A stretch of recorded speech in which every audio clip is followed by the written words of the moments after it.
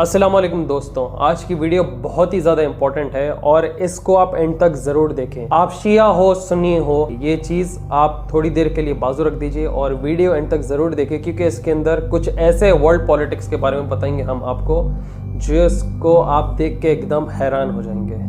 Viewers, और एक चीज़, video आगे लेके जाने से पहले आप लोग ढेर सारे प्राइजेस जीत सकते हैं, क्योंकि अभी फेस्टिव सीजन चल रहा है इंडिया में और कुको एफएम की तरफ से आप लोग प्राइज जीत सकते हैं, कार्ड्स, गोल्ड कॉइन्स और वाउचर्स अप टू ₹10 लाख। तो वीडियो एंड तक जरूर देखें और इसमें हिस्सेदार आप बन सकते हो। आप लोग को तो मालूम होगा कि रिसेंटली ईरान में एक तरीके से बगावत शुरू हो गई थी। किस लिए? सिर्फ मॉरल पुलिसिंग के नाम पे। आपको पता है इसके पीछे किसका हाथ है, क्या राज हो सकता है? वो सब बात पे आने से पहले हम एक चीज आपको बताना चाहेंगे कि जब मिडिल ईस्टर्न कंट्रीज जैसे इराक ले लो, सीरिया ले लो, ढेर सारे कंट्रीज ले लो, अमेरिका इन पे अटैक करने से बहुत पहले इनके ऑलरेडी प्लानिंग हो चुकी थी। फॉर एग्जाम्पल आप ये देख लीजिए। Still going to war with Iraq, and he said, "Oh, it's worse than that." He said he reached over on his desk, he picked up a piece of paper, and he said, I just got this down from upstairs, meaning the Secretary of Defense's office today, and he said, this is a memo that describes how we're going to take out 7 countries in 5 years, starting with Iraq, and then Syria, Lebanon, Libya, Somalia, Sudan, and finishing off Iran.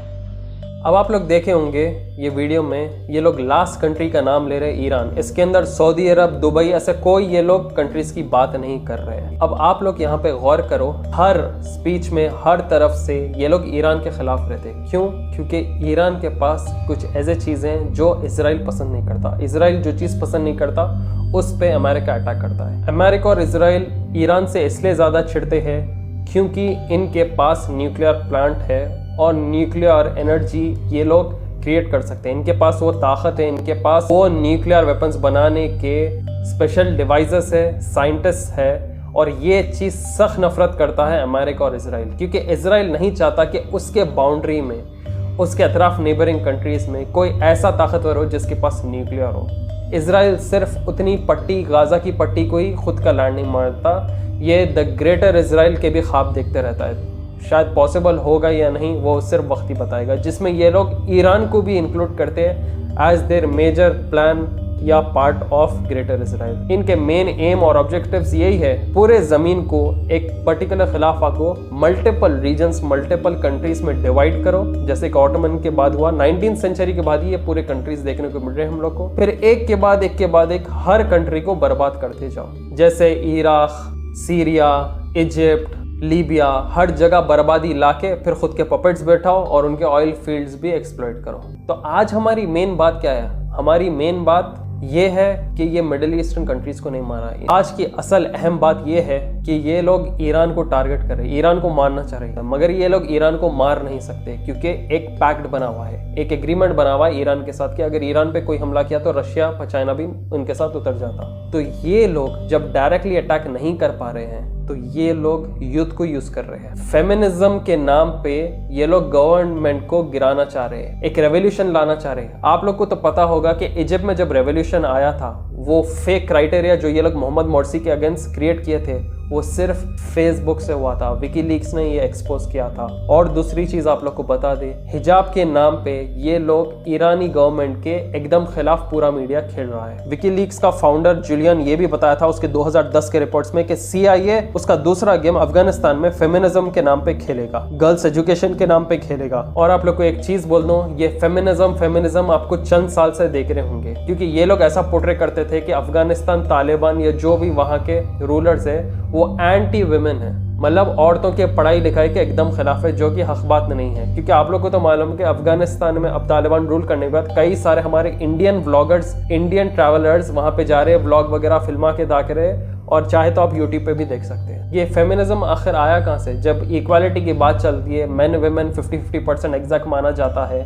तो feminism नाम की चीज़ कहाँ से शुरू हुई? इन्हें funding कौन करता है? इन्हें फंडिंग CIA करता है।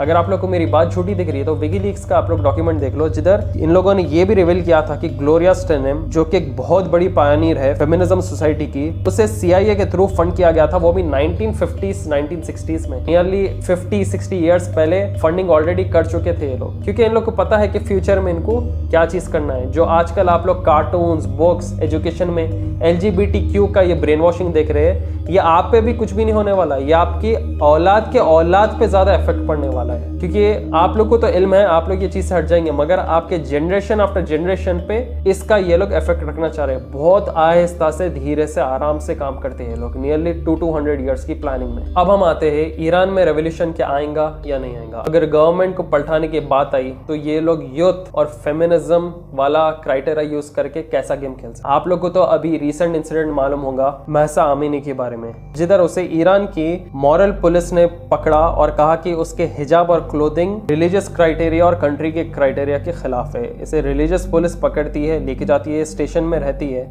और वहां पे इसका इंतकाल हो जाता है। अब यहाँ पे ही दो अफवाहें उठते हैं, एक चीज कि इसे नेचुरल हार्ट अटैक या कोई वजह से ये मर गई, दूसरी चीज इसे वो मॉरल पुलिस ने इतना मारा कि वो मार खा खा के मर गई।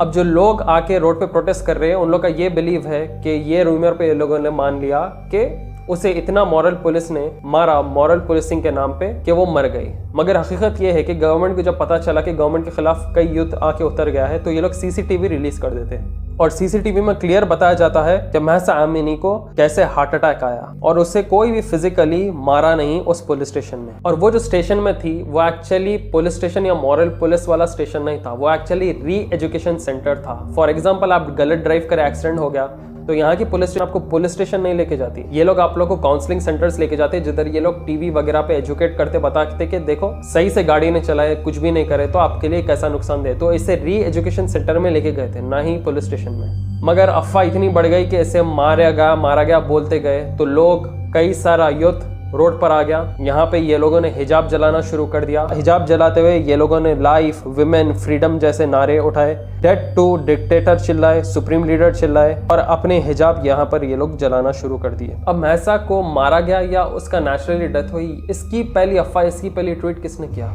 अब आप लोग गौर करिए, इसका पहला ट्वीट एक ईरानियन गर्ल करती है जिसका नाम है महसी अलिनजात। ये सबसे पहली पर्सन है जो कि क्लेम करती है कि ईरान के पुलिस ने महसा के ऊपर मॉरल पुलिसिंग के नाम पे मार ही डाला, बट रियलिटी में ये CIA की एजेंट है और USA के थ्रू फंड हो रही है, जैसा कि आप इसे देख सकते हैं। ये खुद को ईरानियन एक्टिविस्ट कहती है और आप इसके ढेर सारे ट्वीट्स देख सकते हैं सितंबर 14 से लेकर 16 तक ये कैसे अलग अलग ट्वीट्स करते गई।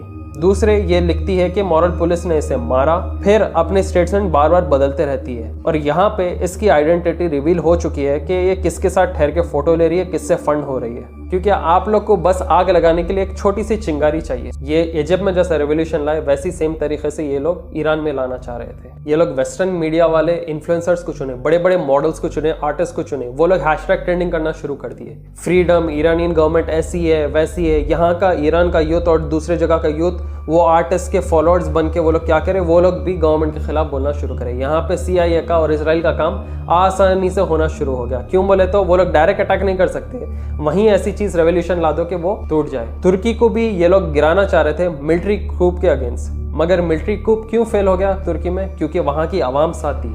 अगर ईरान की भी आवाम साथ देती है गवर्नमेंट के तो कुछ चांसेस, अगर साथ नहीं दी तो पता नहीं उसका हाल क्या होगा। और हिजाब एक तरीके से कंपलसरी कब किया गया? 1979 के करीब, जब ईरान की खुद की एक सेल्फ इस्लामिक रेवोल्यूशन आके वहाँ की गवर्नमेंट बसी थी, वरना उससे पहले बहुत ज़्यादा फ्री मिक्सिंग, फ्रीडम था, इराक, ईरान ऐसे स्टेट्स। दोस्तों इतना ही नहीं, सिर्फ बीच में भी इजराइल अमेरिका बहुत ज़्यादा फसाद मचा के इराक और ईरान को लड़ा रहा था, द गल्फ वॉर। आप इसके बारे में जान सकते हो कुको FM पे। और ईरान वर्सेस इराक, ये ऑडियो बुक भी आप सुने, जिधर मिडिल ईस्ट की जंग के बारे में बताया गया था, कैसा अमेरिका इनके ऑयल फील्ड्स पे हाथ मारना चाह रहा था और शिया सुन्नी के नाम पे दोनों में ज्यादा फसाद मचा रहा था। कुको FM पे इतना ही नहीं, 10,000 से ज्यादा ऑडियो बुक्स है जिसपे आप कई ज्यादा नॉलेज पा सकते हैं ढेर सारे फील्ड्स में, बस एक ऑडियो फॉर्मेट में। आप लोग कोड यूज करें दिवाली 50, इसके दो फायदे, एक तो आपको आपके सब्सक्रिप्शन पे 50% ऑफ मिल जाएगा, दूसरी चीज आप इनके बड़े प्राइजेस के हिस्सेदार बन जा सकते हैं। आप कार, गोल्ड कॉइन्स, 10 लाख रुपए तक के वाउचर्स में हिस्सेदार बन के जीत सकते हैं। नीचे डिस्क्रिप्शन में जाए, वहां पे लिंक मिल जाएगा, कुको FM डाउनलोड करें और इन ऑडियो बुक्स के साथ सुनते सुनते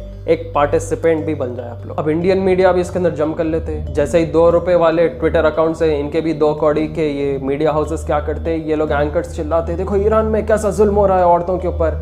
ये लोग के आंखा कहाँ पे थे? ये लोग अंधे थे क्या? जब कर्नाटका में हिजाब बैन के नाम पे इतने तमाशे चल रहे थे। ये एंकर्स क्या कर रहे हैं, इंडियन टेलीविजन मीडिया पे आके खुद की चोटी काट रहे हैं, बाल काट रहे हैं, we stand with Iranian women कह रहे हैं। भाई अपने पहले खुद के कंट्री में देखो क्या चल रहा, वो आप बाउंड्री के उस पार बाद में जाओ। तो यही हम लोग बताना चाह रहे हैं कि कैसा वेस्टर्नाइज मीडिया, कैसा CIA वगैरह नीटली खेल के ब्रेन वॉशिंग का काम करते हैं। इजराइल अमेरिका सबसे बड़े दुश्मन है ईरान के। क्यों? इनके न्यूक्लियर प्लांट्स, इनके न्यूक्लियर डेवलपमेंट की वजह से। इनके एक न्यूक्लियर साइंटिस्ट पे भी हमला करे थे जिसमें इजराइल का बहुत बड़ा हाथ था। विकीलीक्स ने भी ये बताया था। क्योंकि अगर आप लोग थोड़ा वक्त पहले गए तो आप लोग को मिल जाएगा क्लू। क्योंकि फलस्तीन को जब इजरायली नाहक के मार रहा था तो हमास ने रिटेलिएट किया था। हमास ने छोटे छोटे रॉकेट से रिटेलिएट किया इजराइल पर, जिसकी वजह से उनका आयरन डोम बर्बाद हो गया था। लेटर ऑन इजराइल अमेरिका परेशान हो गए कि हमास के पास ये मिसाइल्स आए कहाँ से।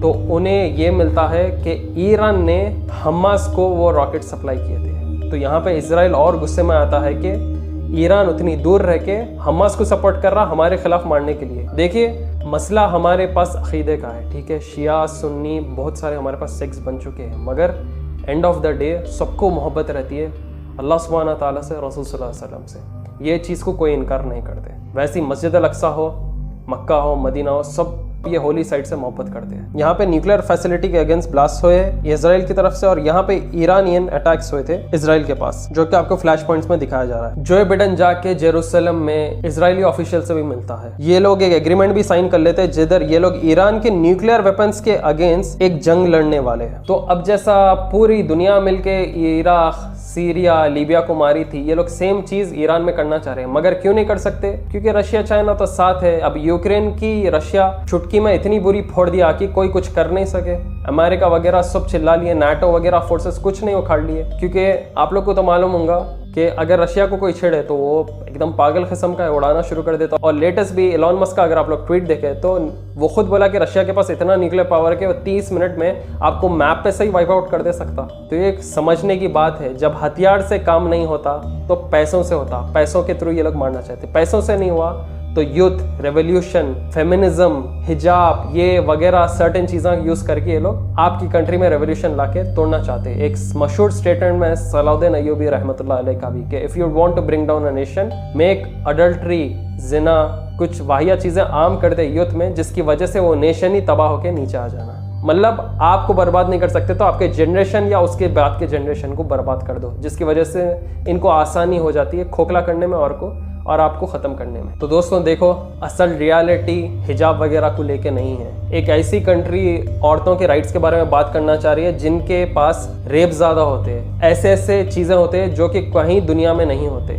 ये वेस्टर्नाइज कंट्रीज़ आके मिडिल ईस्टर्न कंट्रीज़ को सिखाएंगे कि औरत को फ्रीडम कैसा मिलना चाहिए, कैसा ये लोग जीना चाहिए, रहना चाहिए, बल्कि इनकी खुद की कंट्री सूदी कारोबार पे और कई हराम चीज़ों में इन्वॉल्व रह के बर्बाद है। होप आप लोग के आगे एक क्लियर पिक्चर रखा हो कि इजराइल अमेरिका क्लियर दुश्मन है ईरान का, और ईरान पे जब डायरेक्ट अटैक नहीं हो रहा तो हिजाब और दूसरे टॉपिक्स को यूज़ करके ये लोग मारना चाह रहे हैं। अब न्यूक्लियर की बात छेड़ेंगे, न्यूक्लियर से भी नहीं हो पाया तो हिजाब की बात छेड़ेंगे। एक या दूसरे तरीके से ये लोग बस रेवोल्यूशन लाके वहाँ की गवर्नमेंट को टॉपल करना चाह रहे हैं। तो दोस्तों होप आप लोग वीडियो पसंद आया। प्लीज़ इस वीडियो को ज़्यादा से ज़्यादा शेयर करें व्हाट्सएप, फेसबुक और इंस्टाग्राम पे, और लोगों को पता है कि हकीकत है क्या। लोग बस प्रोटेस्ट वगैरह देख रहे होंगे, मगर इसके पीछे असल हकीकत है क्या, वो आप लोग को पेश करना ज़रूरी है। अब आपको इल्म मिला, आप दूसरों को फॉरवर्ड करें। हमारी यूट्यूब की पब्लिक के लिए है, प्लीज़ हम लोग के फेसबुक पेज को फॉलो करिए, टीबी नॉलेज एंड ट्रुथ, और वहाँ पे दबा के शेयर बटन पे क्लिक करिए और शेयर करिए हमारे वीडियो की। हमारे लिए बहुत बड़ा सपोर्ट रहेगा, क्योंकि यूट्यूब एल्गोरिथम हमारे वीडियोस को पुश नहीं होने दे रहा। वीडियो एडिट करने से पहले एक बार फिर याद दिला दीजिए, कोको FM इसके ऑडियो बुक्स अगर आप सुनना चाहते हो तो लिंक इसका है नीचे डिस्क्रिप्शन में, और कोड यूज करें Diwali50 to become a participant of the best give away. तो जल्दी जाइए, मौके का फायदा उठाइए, लिंक है नीचे डिस्क्रिप्शन में। दोस्तों हम लोग नए वीडियोस के साथ आते रहेंगे आपके आगे। दुआ में याद रखिए। मैं टिल देन टेक केयर, मां सलामा।